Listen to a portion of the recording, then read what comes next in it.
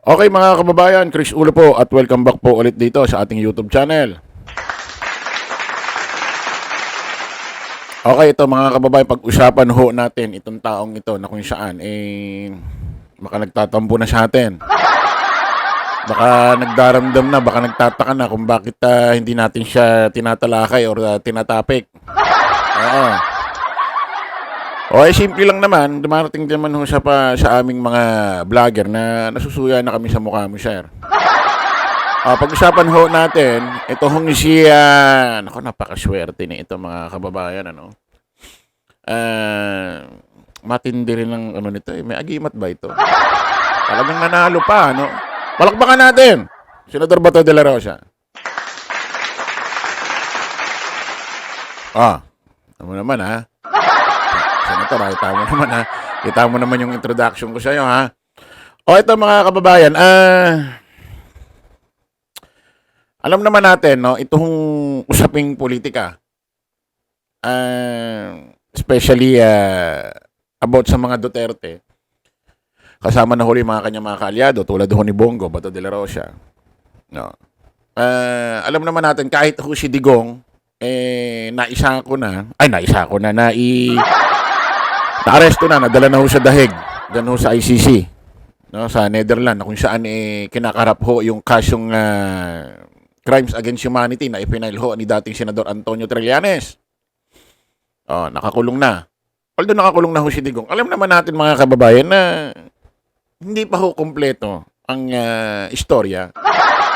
Kumbaga sa pelikula or teleserye, meron pang mga hindi nagaganap or dapat pang maganap.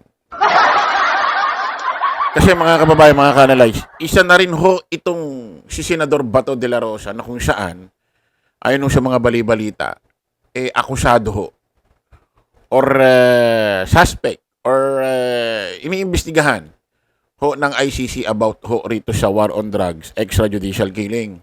Kasi alam nyo naman mga kababayan, ang gumawa ho ng programa ng war on drugs, nag-utos niyan sa mga otoridad, walang iba kundi ho itong si dating Presidente Rodrigo Roa Duterte. Dating Presidente Rodrigo Roa Duterte, dati ho nating presidente. Sa mampalad. Siyempre, kanino niya ba papa-implement yan? Kanino niya ba iuutos yan? Walang iba kundi sa PNP chief. Sa pangulo ng Philippine National Police nung panahon na yon. Sino ba yon? Walang iba kundi hipag niya. Hipag niya. Ano ba tawag doon? Hipag tuloy. Bakit hipag ang gulo? Walang iba kundi si kaibigan niya o anak-anakan niya si Bato de la Rosa. Ito mga kababayan, alam naman natin si Senador Bato de la Rosa, isa ho ito siya parang sabi nga ni Digong, natatakot daw ho ito sa ICC. Di ba dati may ganung video si Digong, nung siya presidente, natatakot daw ito si Bato de la Rosa sa ICC. Pagdating din ho sa usaping ICC, kahit sa mga interview, pag yun ang nababanggit, medyo para bang nawawala siya, para bang nawiwindang o nalulutang or nagpapanik or nag-iiba ang mood niya. Pag pinag-uusapan ho ang ICC, para bang nag-iiba ho yung temper niya. Di ba dati nga meron siyang ginawang video yung kay Trillanes. Ngak-ngak ka ng ngak-ngak. Go ahead! Di ba may video siyang ganon? Nagmamalaki siya na kay Trillanes na pag dumating daw yung warrant of arrest niya galing sa ICC. Kahit si Trillanes paraw ang magposa sa kanya, mag-aresto. Sinagot naman ni dating Senador Antonio Trillanes yan. Sabi, pag di ako busy, wala akong ginagawa nun, sige. Sabi niya. Ngayon, talo ho kasi talo ho si Senador Antonio Trillanes sa pagka-mayor ho ng Caloocan. So, baka hindi siya busy ngayon.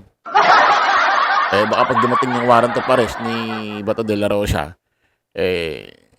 siya ang umaresto rito sa hayop na sorry. Siya ang umaresto rito sa taong ito. Sorry, Senadora. Nadulat na na nagkamali. Siyempre, alam mo naman. Ito, mga kababayan, ito may balita. Breaking news. Nako, naloko na. Sus Mario Joseph. Ayun na, nagkaputo ka na. Meron pala ngayong ICC na andi dito, hindi alam kung bakit. Naka-check-in pa sa hotel. Ako po, sus Mario Joseph. Pakinggan nyo mga kababayan, kaya ito si Senador Bato de la Rosa, para bang nag-i-hysterical or natatakot or natataranta na. Para bang naiihi na sa kanyang brief or pantalon. Pakinggan nyo, ha?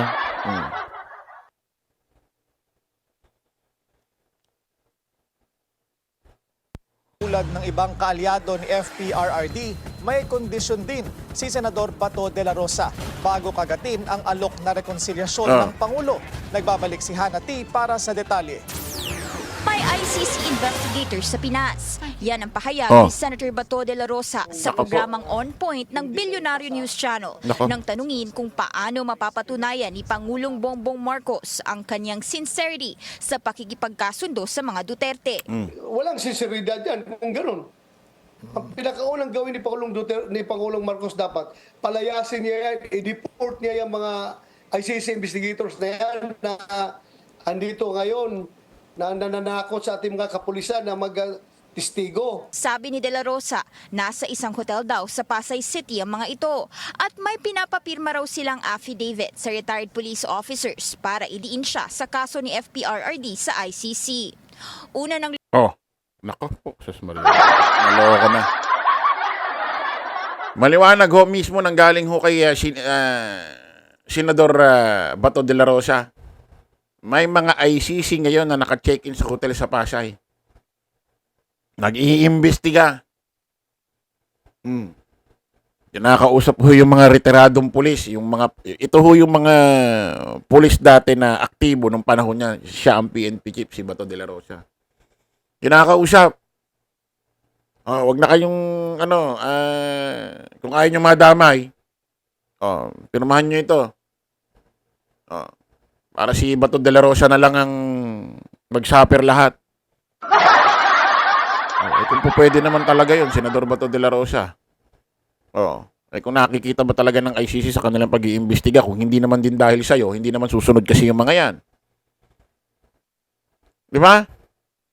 Hindi rin naman susunod sa'yo yung mga yan. Kumbaga, nakapilitan lang din yung mga yan, sigurado dahil sa'yo. Kaya pinapipirma na lang siguro sila. Para di na kayo madamay. Total, inutusan lang din man kayo ni PNP Chief Bato nung panahon na yon. Tauhan niya kasi kayo, kaya wala kayong magawa. Kasi nga, ang may pinakamalaking pagkakasala rito rin po pwede, si Bato de la Rosa eh. Kasi kahit nag-uutos si Digong, pwede niyang hindi sundin eh. Dahil siya ang PNP Chief eh. Malaki pananagutan niya eh. Kasi kahit mag-utos si Digong, kung hindi naman susundin ni Bato, hindi magaganap eh. Hindi mangyayari eh. Kaya isa rin ito malamang si Senador Bato de la Rosa, may malaking pananagutan dito sa war on drugs, extrajudicial killing. At inamin niya na may isang video na kung saan, ano sabi niya? Ano sabi niya? Pakinggan natin. It is just unfortunate that in this war, lives will be lost. Lives will be lost because war on drugs is very dirty. Narinig nyo, mga kababayan? Nung binabanggit niya yan, PNP chief siya. Ayan o. Aminado siya, war on drugs is very dirty. Life will be lost. Meron pang isang video dati, hindi ko lang na-save, na inaamin niya na nagkaroon ng tawag dito, labag sa sangkatauhan. Yung war on drugs. Merong na-violate sa karapatang pantao. Ikaw ang PNP chief, binabanggit mo yan.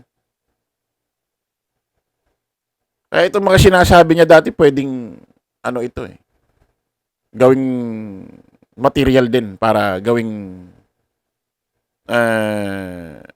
tawag dito, ebidensya sa ICC. Oh, meron pang isang video. Oh.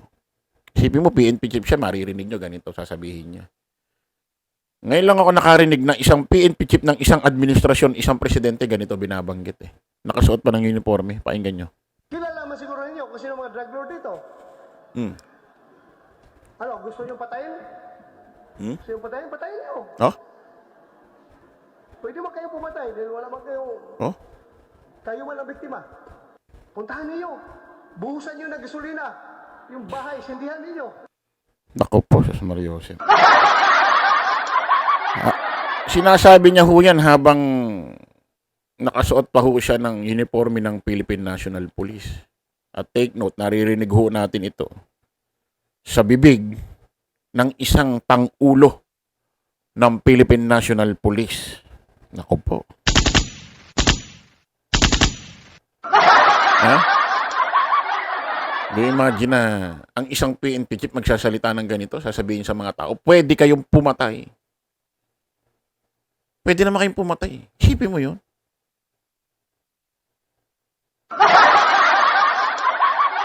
Sinasabi mo yan, pwedeng pumatay ang tao. Ngayon ako nakarinig ng ganyan. Kayo ba? Magmula nung nabuhay kayo sa mundong ibabaw. At may mga nadaanan kayong administrasyon, presidente. Nakarinig na ba kayo na PNP chief ng presidente magsasalita ng ganito? Mag-uutos sa taong bayan na pwede naman kayong pumatay.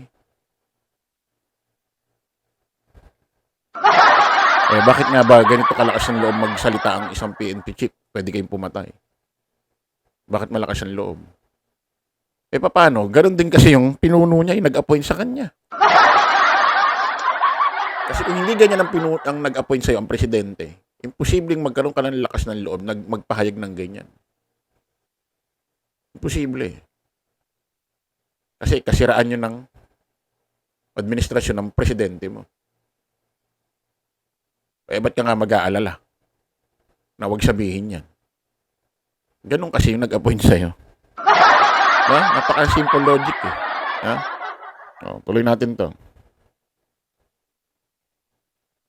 Nang lumitaw sa isang Senate investigation na may mga tauhan ng ICC na bumisita rito sa bansa para mag-imbestiga sa nangyaring war on drugs. Kilala namin yung mga tao na sangkot dyan, na sige patawag ng mga pulis. At pagdating doon sa hotel, tinatakot yung mga pulis natin na kung hindi kayo magpirma nitong affidavit na ito, na dinidiin si Duterte at si Bato, ay damay kayo sa kaso. Kaya kung ayaw niyo madamay sa kaso, pirmahan niyo ito affidavit na ito. Hindi, alam mo, Senador Bato de la Rosa, hindi naman porkit ganun, magsalita. Halimbawa, given totoo yung sinasabi mo, yung binabalita mo. Kasi ako, duda ako sa mga salaysay mo eh. Bakit ka mo? Markado ka eh, sa amin eh. Ang dami mo nang ginawang pagsisinungaling eh. Dati nga may paiyak-iyak ka pa, inakap mo pa yung asawa ni dating Senate President, Senador Subiri. Na para bang ang dating naaawa ka kasi napatalsik siya sa kanyang pagka-Senate President. Yung pala, isa ka sa pumirma. Pangalawa, sabi mo, sa Congress, yung, naalala nyo yung unang patawag ng Quadcom? Pinapatawag siya sa usaping war on drugs, extrajudicial killing. Hindi siya nagpunta. Sino dinahilan niya? Si Senate President, Senador Chis Escudero. Ayaw raw ni Senate President, Senador Chis Escudero, magpunta siya dun sa Congress. Siya raw, si Senate President Chis Escudero daw may ayaw. Lahat ng mainstream media, balita, yun ang sinasabi niya. Ginagamit niya para hindi siya makapunta, magkaroon siya ng excuses. Si Senador Chis Escudero, si Senate President.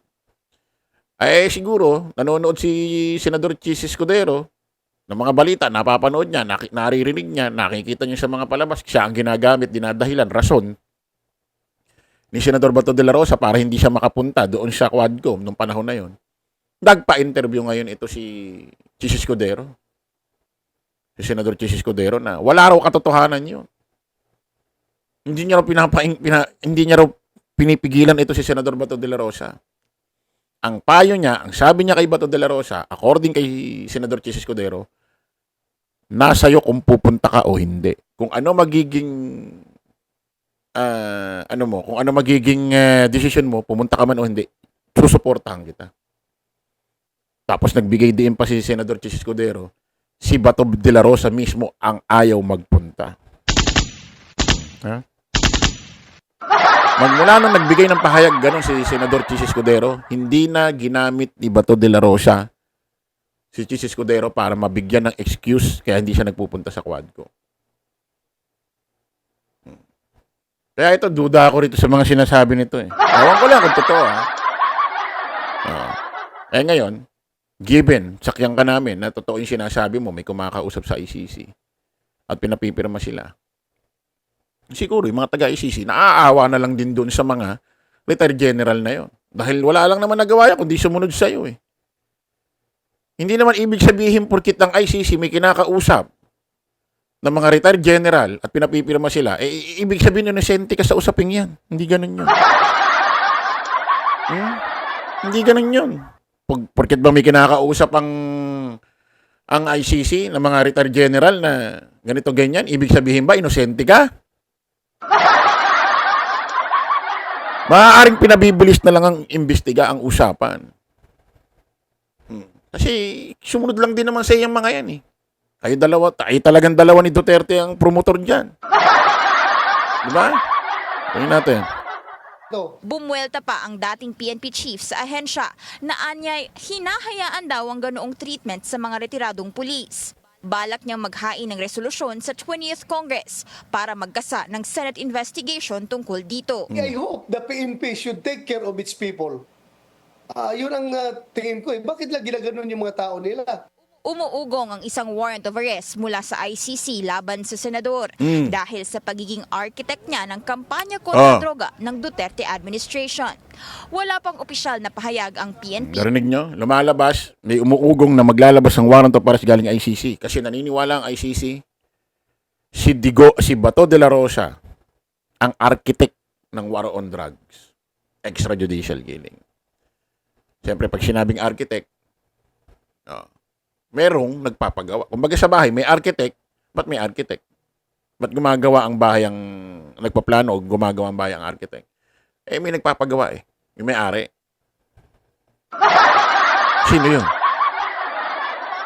Di walang iba. Yung demonyo, sorry. Di walang iba, hindi yung tao. Sino? Si Digong.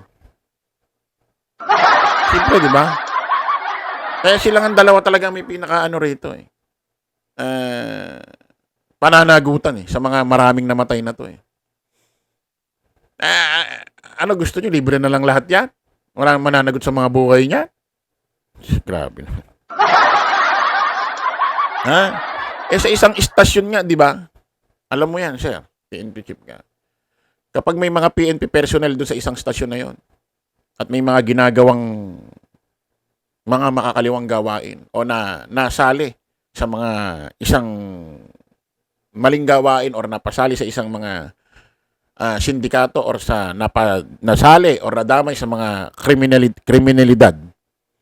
Di ba kahit walang kinalaman yung hepe nung istasyon na yon, di ba sinisibak? Kasi tao mo yan eh. Ba't di mo alam ang nangyayari? Tao mo yan, pulis mo yan. Di ba kaya nga sinisibak yung mga hepe? Kahit walang kinalaman. Tapos eto, may mga nangyaring extrajudicial killing doon sa war on drugs ni Digong. Ikaw ang PNP chief? Wala pa nanagutan? Oh, come on. Ha? Palusot nyo. Ano gusto nyo? Mananagot lang yung mga nasa baba. Tapos kayong dalawa ni Digong, libre lang. Aba, hindi pwede. Diba? Tapos yun, matataranta ka meron ng mga naka-check-in na ICC dyan sa Pasay. Ano ngayon? Kung ano? Diba? May naka-check-in. Okay, maraming salamat po mga kababayan. Kita-kita ulit tayo sa panibagong vlog or live. Salamat po. Bye-bye.